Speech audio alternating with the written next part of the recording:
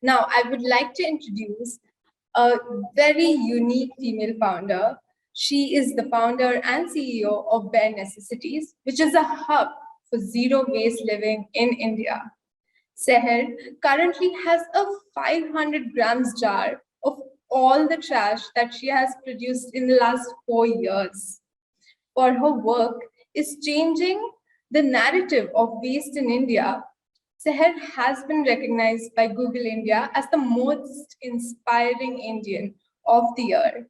So let's hear from her on how she figured everything out with her own bottle-tested process of living. And let's hear her take on female founder pitch. Over to you, Seher. Hi, thank you so much. Hi, Priscilla. Thank you for that very, very generous introduction. And thank you so much, everyone at IIM, for having me today. I'm so excited to take you through my journey and maybe share a few things and lessons that I learned along the way. And we'll be happy to interact and hear more about yours at the end of the session. I'm going to go ahead and share screen and take you through my journey.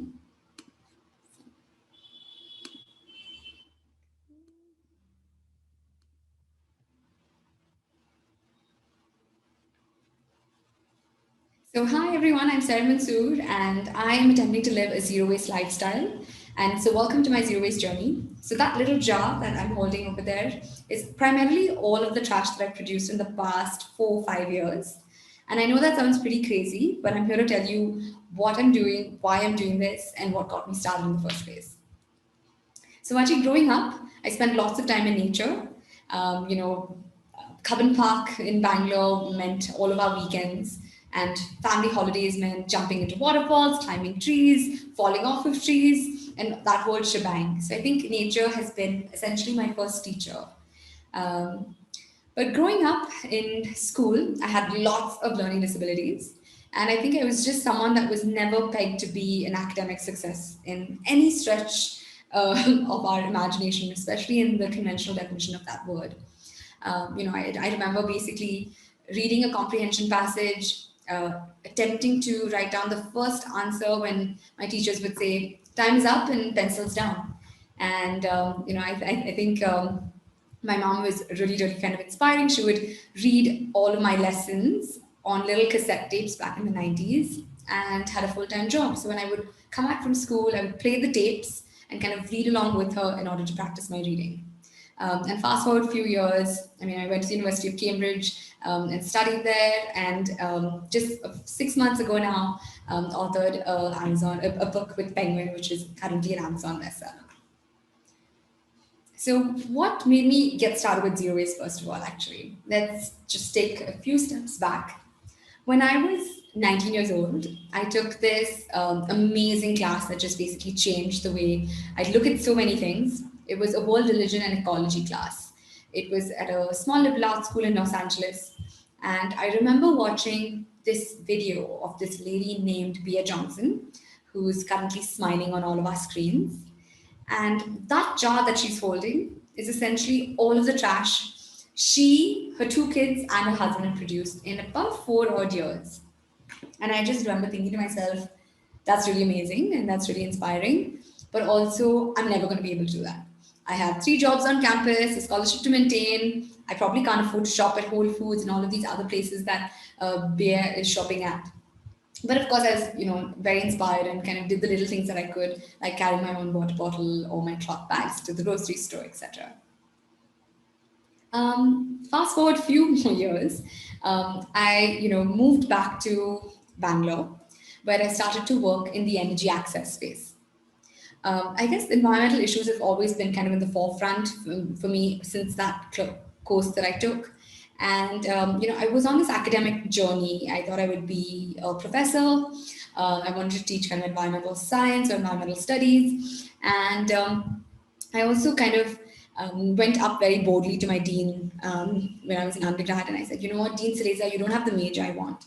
And he's, of course, pretty shocked and surprised and told me, you know what, we have like 500 odd majors here. What are you saying? I said, yeah, but I want to take environmental science in the science department, and I want to take the environmental planning and policy class in the political science department. So we literally just sat down and highlighted every course that was offered in my university that had absolutely anything to do with the environment. And that's kind of went through this path. So post that, I went to the University of Cambridge. I studied environmental economics and law. And one of the best things happened to me over then is that I didn't get a scholarship to continue on for the PhD program. And I had, for the first time, had to think about, what is my next step? Otherwise, it's always been pretty easy. From first grade, you go to second grade. From college, you go to grad school. And from grad school, I was just planning on going on the PhD path.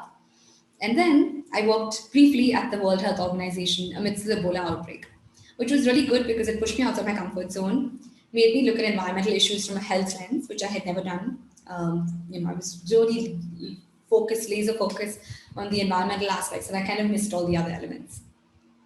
But moving back to where I am on the photos of the slide is I moved back to Bangalore post that, and I started to work with Selco Foundation in the solar energy space, which basically meant, me, a bunch of kurtas in my backpack, and basically taking any overnight bus ride from Bangalore and being, landing up in Dharwad one morning, and then of course from there taking the local bus a couple of hours in to go to different gorgeous villages.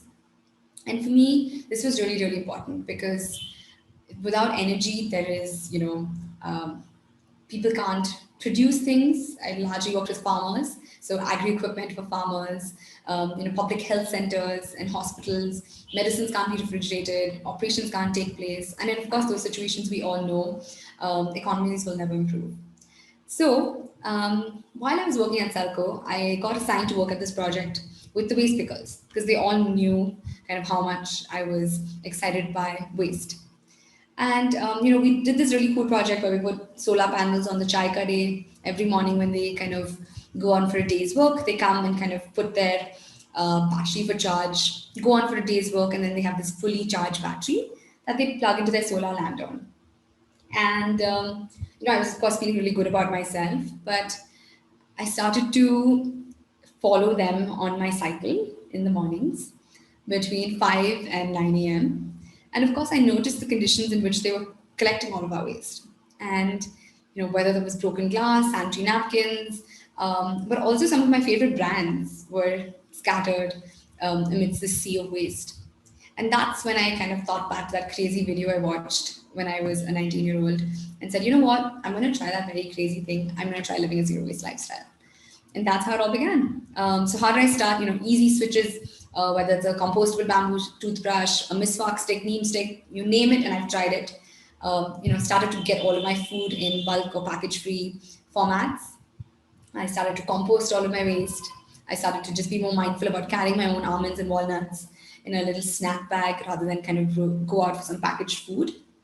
And of course, in my zero waste journey, I realized that going zero waste is just traditionally Indian. It's literally just in our Indian DNA. And whether that is our amazing bazaars that we see everywhere, or if it is our stainless steel Indian tiffin, right? I think India is the land of small business owners and small entrepreneurs, right? Chances are wherever you are right now, 500 meters from you, someone is selling guava or vegetables or fruit or naril pani, all without any kind of packaging, right? And now you see kind of this whole movement of bulk stores in Europe, in Brooklyn, and all of that stuff. But actually, the notion of bazaars is just traditionally Indian, and it's also extremely democratic. You get as much as you want, and it's not kind of pre-dictated amount of packaged food out there. And then, of course, the stainless steel tiffin, which is kind of this amazing 18th century Indian invention, which is not just a combination of food, equipment, but also a complete supply chain system, right? With the Mumbai Dabbawalas. And every day, of course, they're delivering about 2 lakh healthy, amazing home-cooked meals without producing any waste. And I think this for me is also really exciting because I think it is an amazing example of what green jobs can look like and has looked like. And I think there are ways in which we can marry the old with the new of how can maybe the food tech startups of the world,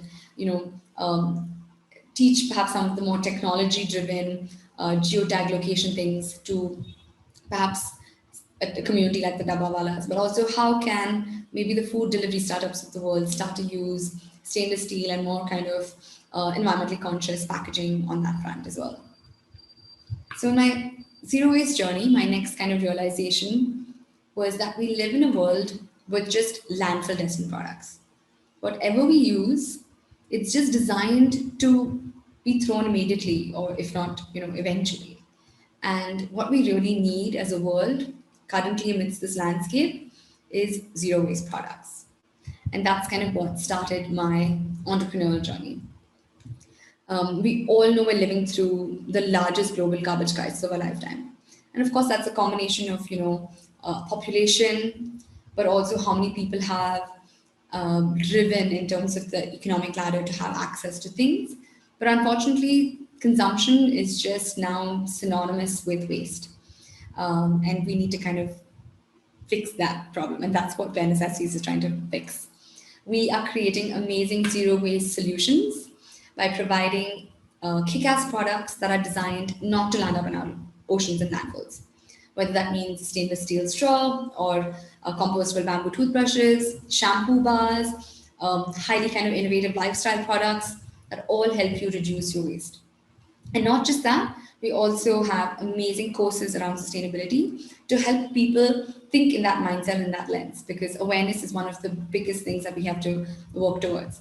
So we have a course on zero waste living, we have a course on sustainability, building blocks of sustainability and what that means and looks like, whether that's renewable energy or gender income inequality, especially in the sustainability arena. And the third one, which is our newest one, which is really exciting because we just have case studies of amazing circular economy examples in action. So a little bit about our products. We have everything is packaged in an eco-friendly format. So if either it's reusable, recyclable, or fully compostable.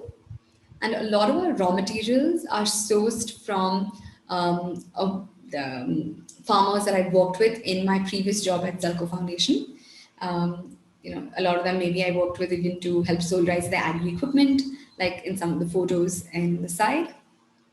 And a lot of them are women-run farmer co-ops or women-run chocolate businesses. For example, from Mason & Co., which is this bean to bar chocolate company based out of Oroville. When they make chocolates, they have a byproduct waste, which is cocoa butter that is made. And we take that waste, cocoa butter, and make it an input for all of our products. So we use it in our shampoo bars, in our conditioner bars, our lip balms, and so much more.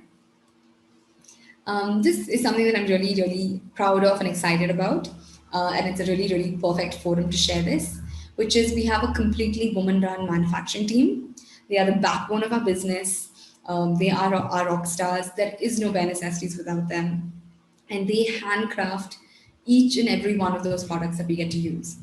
And we deeply invest in them in the format, like we teach them English. They're learning computer skills on the side. Some of them are taking Tally courses. Some of them are taking Excel courses. That is just a huge, amazing feeling of going up that ladder. Whether, if you join in a manufacturing team to kind of then become a lead on a certain aspect, then become an assistant operations manager, and then kind of an operations manager, that's kind of the career trajectory that we're really, really looking to build as well for these women. So, being a single female founder, I think there are tons of challenges along the way. But for me, access to capital was huge. This is a slightly personal incident, but I lost my dad when I was 8 years old. So from very early in life, our message that we kind of got from my mom was work hard and make whatever you want for yourself. And, I have two older sisters. We all worked extremely hard. I'm fortunate to say I've basically been on a full ride scholarships my entire academic life. My sister hustled and had like a shoe business when she was in design school and kind of helped pay for her own education. And we've just kind of always been very independent like that. And, I went to school in California and Shark Tank was shot not very far away from my university. In fact, a lot of the kids at the business school for their final year class, there was a business pitch class, and some of them would actually take that pitch onto Shark Tank, which was just a fun kind of environment, but also raising capital. I never thought would be that hard. We've followed the formula so long in our life: work hard, you get things. But somehow that same formula just did not work in my fundraising, especially when I was, a 24-year-old building this on my own a few years ago. I think the landscape has changed tremendously, but the nexus of a single female founder and a kind of environmental business was just not very attractive back then, at least. And I would say I've done kind of 200 all failed pitches. And then kind of I just stopped trying to raise funds and just said, you know what, I'm going to focus on building my business. And of course, whatever we generated, we of course plowed back into the business, which meant, of course, you don't take salary, etc. in the first few years. But at some point when it had to happen, the right person just reached out to us organically, and we were at this some sort of workshop, and when we talked about Necessities, Manoj from Social Alpha just said, hey, are you raising? And I'd love to kind of be in the round. So then it just kind of happened more organically, as opposed to my earlier chase that I did very diligently with the emails and the pitches and the Excels and everything. So I guess I just wanted to share that, while there have been lots of ups and downs over the past 5 years of building Bare Necessities, and I guess the past 3 years more seriously, I'm just super, super grateful for all of the recognitions, people, and experiences, because I think they've all really helped shape and mold me in so many ways. And I really, really love this quote. It says, 20 years from now, you'll be more disappointed by the things you didn't do than the ones you did do. So throw off the bowline sails away from the safety of your harbor, catch the trade wind in your sail to explore, to dream, and to discover. And that's by Mark Twain. I would love to hear your questions and kind of spend some time, going through some of those questions and sharing your insights as well. Thank you so much, Sahar, for sharing your journey with us and what motivated you and inspired you. We have a couple of questions coming in. Let me just read them out for you. So how do you identify the right stakeholders to practice your pitch with? And if there are any communities or networks of female founders that you tapped into while you were on your journey? Yeah. Oh my gosh, yes, for sure. My other female founders are, my rocks. We are rock solid. We share everything. We share each other's successes. We fix each other's crowns when it needs to, bring each other back up. So, I think that has been a huge, huge part of me building Bare. But how do you identify the right stakeholders? And that is a really good question, because I think I did it wrong for a long time. I just said okay, what are the VCs? What are the enterprises? And I would literally just email everyone and try and, but I think once I did that and I failed miserably at it, I've learned that it's so important to identify your right stakeholders. So for example, for Bare Necessities, we're trying to build an amazing social business that has economic but also environmental goals that are congruent with one another. So I had to also then target people who care about the environment or care about sustainability or care about impact, and are maybe perhaps looking at multiple metrics, not just an Excel spreadsheet when they're evaluating a business, right? And I think that's why the Tata Trust or Social Alpha or angel investors that I do have, who have funded movies like The Wild Karnataka, who have are involved in United Way, who are involved in kind of actually maintaining some of the amazing roads here in Bangalore, right? And so it was really being very, very mindful, very, very intentional and targeted in reaching out those right people. And then once you make that dream wish list, you're just who are these people that you admire? Don't cut yourself short. The sky is the limit, right? Everyone you think is amazing and cool, whether it is a celebrity, whether it's a person you saw on Instagram, whether it is a business that you really admire, does not matter. Write your dream list of people, businesses, funds that you think excite you, and there is some sort of match in terms of values or mindset or anything. And then work backwards from there. Start with that and then work your way down that list. Instead of kind of casting this really wide net, I would say cast a very small but targeted net. And how do I leverage my female founders? I mean, my first ever pitch I did, I had 6 of my best friends come home from different sectors, and I did a pitch on them, and they were my albatross, my strength, but also my weakness, and kind of coached me through that. And I think it's so much easier to do it in a fun, easy format like that before you just get thrown into a real pitch. So I think that was a really good thing that I did. But things on pricing, margins, what's working well, are these meaningful partnerships that you've had in the past? Should I explore this?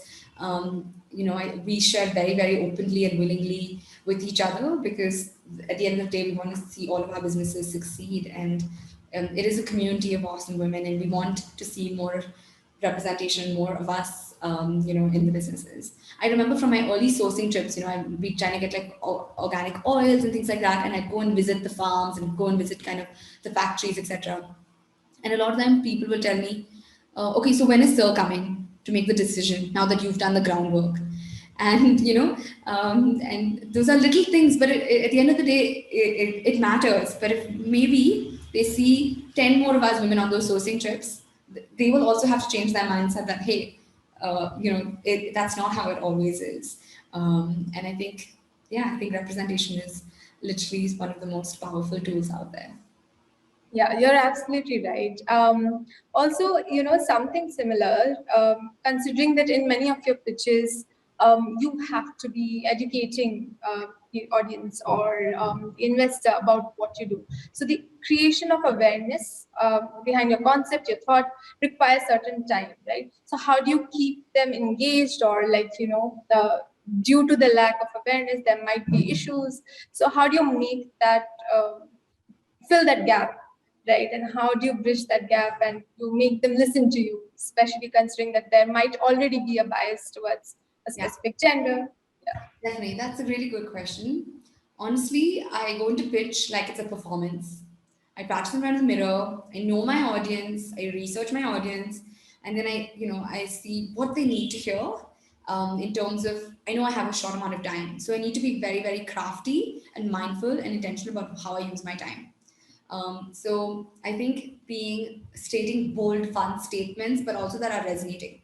You know, did you know that there are 4.5 billion toothbrushes that land up in our oceans and landfills? And then kind of saying, here's and maybe it's not to be like, theatrical, but, bringing a bamboo toothbrush, being very strategic with your placement, providing those visual cues, telling a story, taking them on this journey with you makes them resonate more. And I think to add a little bit of yourself and a little bit of your personal story on why you're building what you're building, I think is really important for the other person to, get it, because most often people resonate with people's stories. So I think not to be afraid, especially as women founders, to share our story, because often, we just want to fit into this mold and we just go like, here's the problem, here's the solution. This is what rather we can say like, hey, this is what happened. This is what kindled my start. This is why I'm trying to build that. So I think painting this amazing mental picture and taking them on that journey and being really, really, crafty with your time. Know that they have like, might have to listen to hundreds of pitches a day. So how are you going to be that standout person? Right? So I think those are kind of things to remember. Sure, thanks. Another thing that you just mentioned is, painting this picture. However, during pitches, we often see that some people, if they're really passionate about their vision and mission, they try to they forget, or they lose track of, the path that they're pitching on, and they go on and on in this endless loop of saying the same things. But an investor or someone who's interested in your brand or your commodities, they might not be as interested into listening the same story over again. So what do you suggest that people do, like a few tips maybe to stay on track? Yeah, no, definitely. Everyone has to have an outline, right? So follow like that 10 bullet points. So I would say, problem, solution, what you're building, where you're at, what's the future milestones that you'd want to build, how much are you raising, how long will that last you, what's your current revenue, or a little bit of history. So what have you done maybe the past 3 years or however long you are, and what are you seeking to do for the next 3 to 5 years, right? your kick-ass team who you're building it with. Yeah, I think those are really, really important. And then being mindful on you're going to take 2 minutes per slide or whatever that might be, in order to be very, very crisp, and make sure you get all of the important factors in there. So having an outline ahead of time, I recommend writing a script so you stick to it. I recommend actually pitching in front of your mirror once, recording the audio, even if you don't do it in front of the mirror, recording your audio as you do it, and then listening to it either, I don't know, in the morning or whatever, to see, hey, I could have said that better or whatever. So you become your first self-critique before someone else critiques you, right? You want to put your best foot forward. So you might as well do that first. And then go into it in that mindset of like, I already have this amazing framework. It's tried and tested. Maybe get a couple of your girls' friends to hear you out, or other friends, doesn't have to be girlfriends. So make sure you're kind of hitting all of the important notes in that limited time that we get to shine while we do that pitch. Thanks. And, we spoke a lot about, having the story, play a very important role in your pitch. But what about those certain times where you just have a minute, right? And the elevator pitch, how do you grab the attention of the other person? Yeah. Being really like crisp about what you do, like very, very intentional. I think we should have, all of us should have like a crystallized version of truly an elevator pitch ready to go that hits on why I started, what I'm doing, what the future looks like. And if I had 1 minute, these are the 3 things that I would kind of focus on. And I think the best way to do it is just keep practicing. If there's, for me, when I first started, I would ask the automat, do you mind if I tell you an idea? And sometimes they would be like, no, I'm busy talking on the phone or whatever. But a lot of times, they'd tell me, why are you doing this? But it's so expensive. But this, and it just honestly improved my perspective. It broadened my ideas, my perspectives. So I literally just pitched to anyone who was willing to listen. And I garnered so much feedback, and that was my armor. This like huge amount of feedback that I had built, that when I started to pitch again, that I was literally just putting my best foot forward. And this is the best version of the slide deck. It is gorgeous, it is kick-ass, and it represents the best version of me and my business. All right. And, before we can conclude, maybe you can share a few things that you would have probably told your younger self while you were starting out, so that the younger audience can also get some advice on that. Yeah, Priscilla, that is honestly the best question. I wish I was less hard on myself. I think I would just really get very, very bogged down with the failures. And that could be very demotivating, but also it doesn't, so I think just be a little easier on yourself, cut yourself some slack, be a little kinder to yourself. We're so kind to our friends in which way we get feedback and advice. Reciprocate that a little bit more to yourself, and have fun when you're doing it, because when you look back, it's just a blast and you're learning so much. And worst case scenario, you'll lose something else, but you'll always regret not having given it a best shot or trying.